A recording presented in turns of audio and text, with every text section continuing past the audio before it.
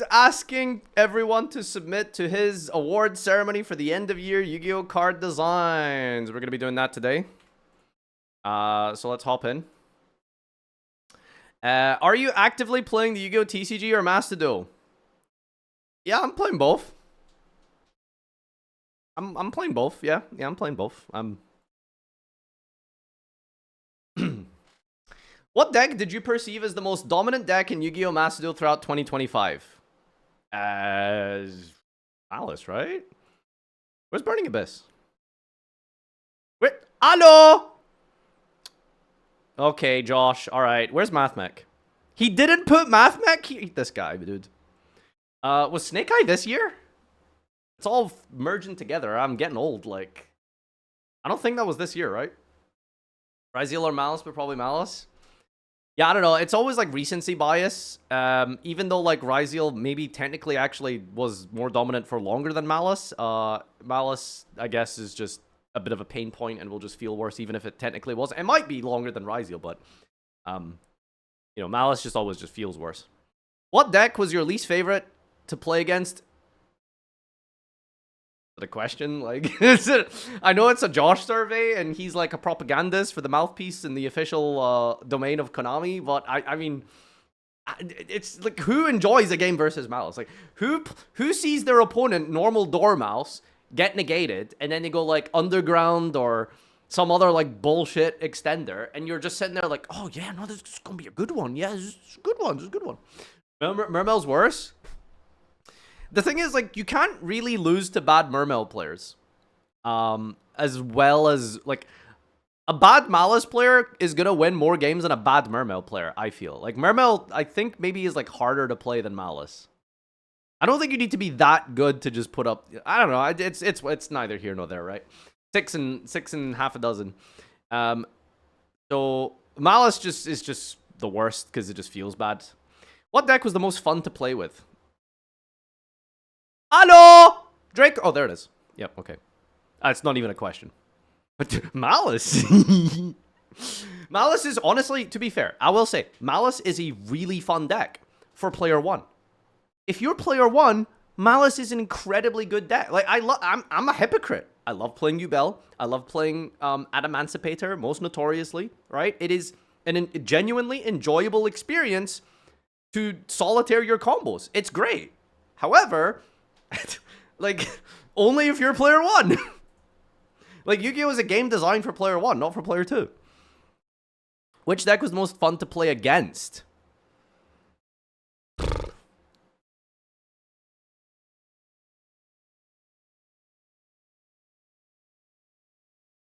I mean... I don't know, dude. Sometimes your opponent summons a fossil down, you're like, oh, that's so cute. Anyway, normal Lucaeus. Who put Kashtira in here? Going second. No, dude. What else, Josh? Tenpai? Yeah, dude. Oh, I love playing against Tenpai, dude. Yo, I love pulling the lever on the slot machine and seeing the icon go.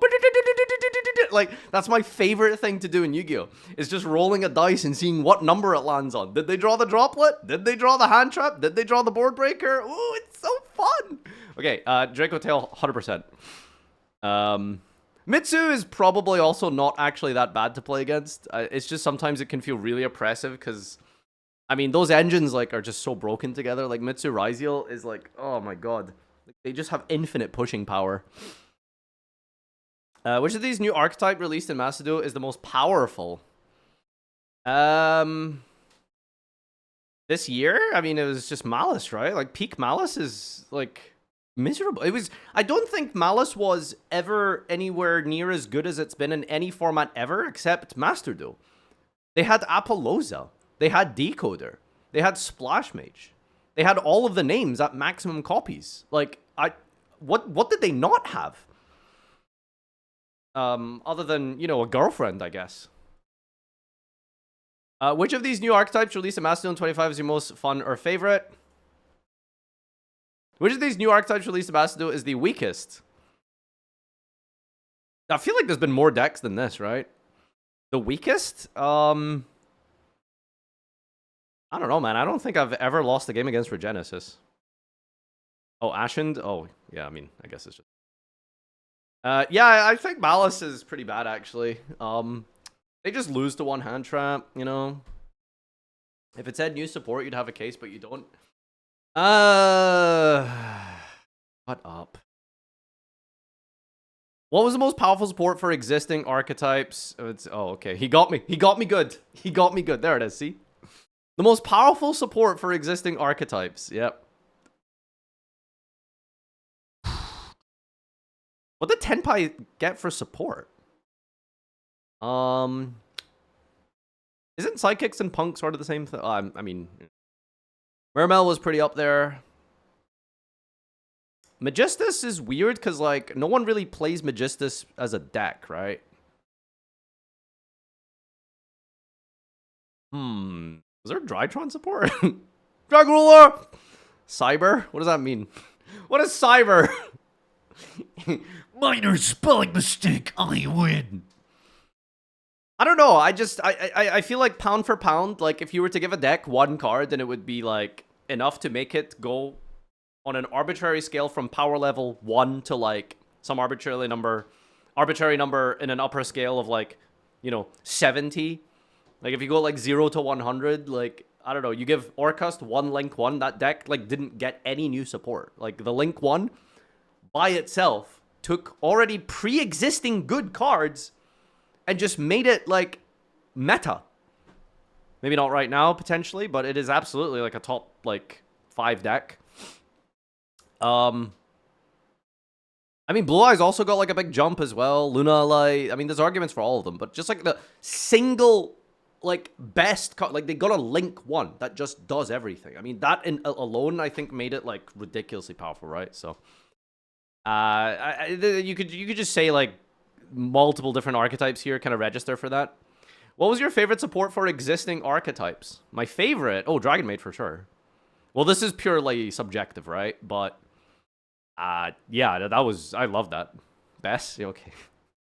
Mermel was also really good. I really enjoyed the Mermel support. I didn't get to play with the Punk stuff that much, because it doesn't really change your deck, really. Like, Rising Carp is just a really good, nice new extender that lets you put up a disruption, but you don't play differently. Whereas, like, Dragon Maid, Orcust, like, you play the deck differently now. Same with Mermel.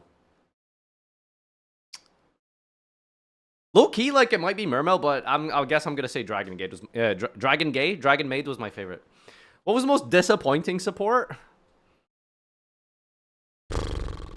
I mean, I was also kind of disappointed in Dragon Maid, to be honest. Like, it just wasn't that good, like... Right? Like, it just wasn't that good. You could say Arcana Force, but it's like, is that even on anyone's radar? Like, who's thinking actively about Arcana? Like, who is... Like, which person has that deck in their mind in the first place? Like, no one is thinking about that. So, yeah, I don't know. Worst support 2025. I don't know. Best, I guess. Wait, no, hold on.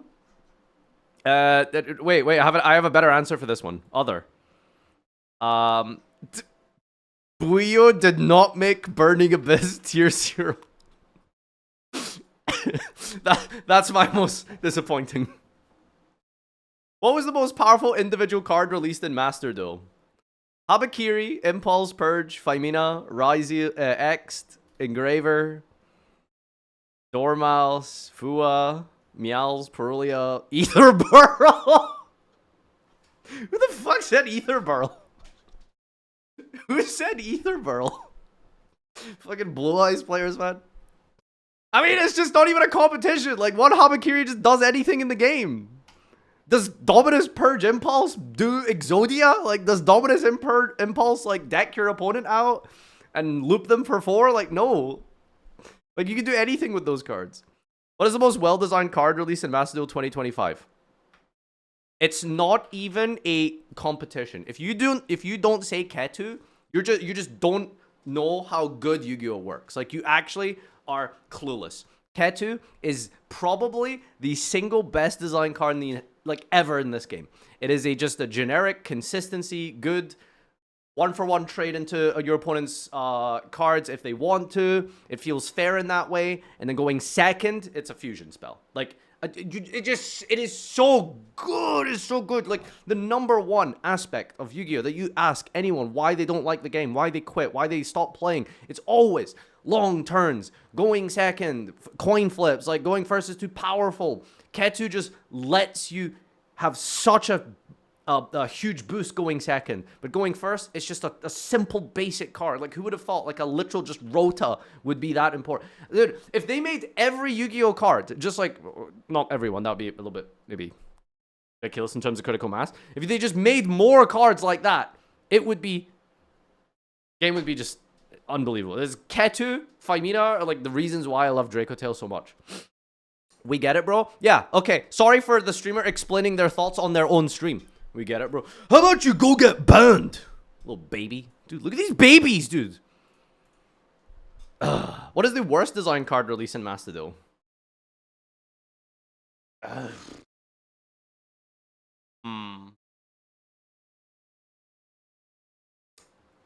See, you guys were making fun of me earlier for not reading, okay? But it says released in Master Duel 2025. So these people are saying Maxi.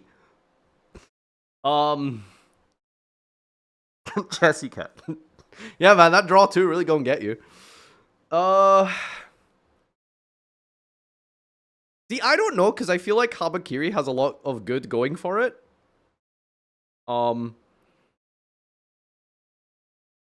Like it really is like one line of text away from being very well made and balanced. I just think that it's I don't think it's like badly designed. I think it was just slightly overtuned, but the core concept of Habakiri is like kind of good. Like, I think it's a fairly, like, fair is not the right word. I think it's an interesting, unique card, but it's like, it just needed a little bit more to sort of restrict just how much it could do theoretically, you know? I don't really know.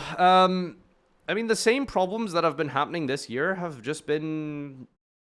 Fua come to Master this year? I don't think Fua is, like, that bad. But I don't like it fundamentally as a card. Like, I think that Fua... I have a whole entire video on this, if you're interested. Like 130k views or something. It was actually a really good video. Probably my best this year. Going into the details of Fua loss, and, like, over, like, TLDR, like, I just think Fua is just not that problematic per se sometimes in and of itself, but it's just poorly designed in that it's not addressing the problem. It doesn't deal with the issue. Like, Fua was supposed to fix going second, and you don't fix going second by giving you Go Fish style cards of better draw it going second. Like, I don't think that, like, you need to make more Zeuses, you need to make more Typhoons, you need to make more engine cards like Ketu. Like, that is how you address, like, going second, right? You don't just, like, here's a random hand trap you can hope to draw, and it's, you know, Diet Coke fucking Maxi, right? Like, I don't think that's a good way of fixing going second. Anyway, any other suggestions? I really don't know what else there is. Lingering card effects are never fair. Yeah. X is a candidate. Why do you guys think X is a badly... I think X is a really well-designed card. Going first, it's engine. Going second, it negates a card. Like, that's really good. Like, that's exactly what you want. Hang on, summoning? Was that this year? It does too much? I mean, I think in the context of modern Yu-Gi-Oh, X is at a perfectly fine, balanced power level. I don't think it does too much. No, Hang on, summoning was not this year. I don't know. Okay, just to caveat, I don't think Fua loss is, like, miserably badly designed or anything. I just think it is... If I had to pick one that's relevant in the meta that I can think of, I would probably say Fua. Because it doesn't address any of the issues that I've mentioned previously. Whitebinder, okay, but, like, Whitebinder is like, there isn't, like, one specific card in the archetype that you can pinpoint in Malice and be like, oh, that's the problem. It's like the whole deck, like, I'm just gonna be racist. Cyburst is an issue, okay? They're not bringing their best. They're special summoning from the graveyard. We're not checking these people being summoned from the graveyard. That's the problem with Cyber. It's the entire culture and people of the Cyber. That's the issue with the typing. Do you understand? Anyway, what was your favorite selection pack in Master? I don't know the names. Beat the boss. It's Draco Tail, I guess. Yeah, I don't know. What was your least favorite pack? I feel like the pack isn't really going to be that relevant. It's sort of like the meta it created, right? So what do we have here? Bull Eyes, Mimigo, Ryuge, Crystron, Eastman, Asmina, Millennium, Malice, Struggle in the Wonderland. Yeah, which... Damn, bro. Like, this is... I don't think Josh is going to have much of an award ceremony. What is there to talk about? It's just like 50% of his award thing is just going to be people... like, Malice sucks. Yeah, okay, great. Yeah. What was the best Forbidden Limit list? Tenpai limits, Maxi, Semi, Floodgate, small Tenpai Yubel hits, unlimited Swap Frog, Synapse mining. Yes, that's all the changes. Beatrice, but no! Can't believe they banned Beatrice this year. Semi-limit Solemn Judgment. Yo, that was a crazy ban list. Holy. Limit Os and Bonfire. Blue Eyes hits. Oak ban. I mean, it's probably between July and November, right? Like, banning Oak kind of just killed Snake Eye. Banning Apollosa and limiting the... what's it called? Names was also really good. I mean, I don't know. Just Apollosa is unbelievable, right? Like, that card is just so ridiculous. It's almost always just going to be, like, the best important thing you could hit in terms of a single card, right? Name one card that should have been banned in Master Duel. Please use the full correct and English name of the card. Yeah, I wonder. Yeah. Oh, wow. What could it be? Max? Apostrophe? Capital C? Apostrophe. Ah. The power level in Yu-Gi-Oh! Master Duel 2025 was way too low, perfect, too high, way too high. I think overall it was too high, right? Like, I mean, it's just sort of depends on where you're putting the needle. Like, ultimately, the power level was fine at the early point of the year, right? But now, like, and then through summer, it was, like, way too high, and then now it's, like, good, so... I mean, I guess, like, overall, it's somewhere between too high and way too high, right? Rate the year of Master Duel 2025 overall. I mean, I think if they brought out all of the Jush decks this year, it would have been an absolute 5 out of 5 banger. It's such a divisive year because it just doesn't matter where you look, you're gonna have, like, a different number, right? Like, pre-Malice was, like, 3. Post-Malice was, like, 1. Like, post-Draco Tail was, like, 5. Like, you know? I don't know. Overall, it was probably below average.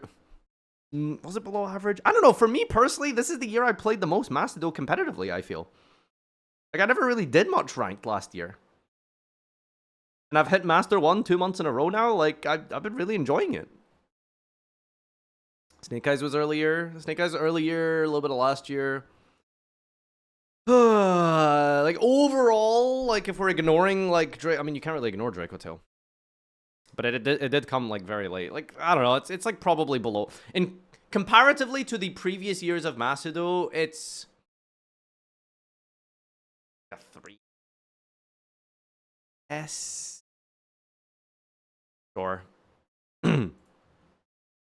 Hey, why is it not letting me answer the TCG questions? Is it because I said I don't play TCG? Well, I'm a streamer. I have an opinion.